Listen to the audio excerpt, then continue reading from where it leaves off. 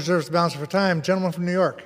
Mr. Speaker, my colleague across the aisle wants to paint these bills as giveaways, which is wild considering what Democrats themselves have already done. Democrats passed the so-called Inflation Reduction Act, the most poorly named bill in the history of the Congress, because it did nothing but skyrocket inflation.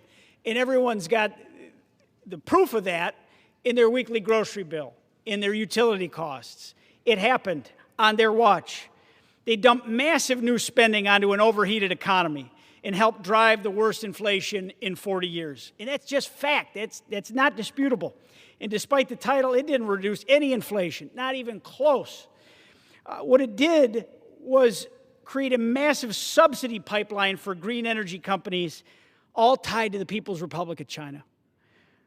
Chinese firms, ultimately answerable to the Chinese Communist Party, rushed in to take advantage of all these credits and the programs that Democrats set up.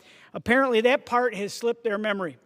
When House Republicans tried to add basic guardrails to stop those subsidies from flowing overseas to China, Democrats objected. Not quietly, they objected loudly.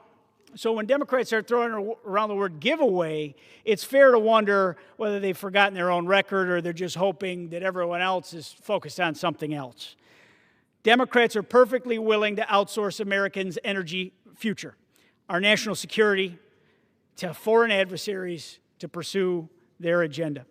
Republicans are doing the opposite. We're strengthening domestic production. We're securing supply chains here at home in the United States and reducing our dependence on China.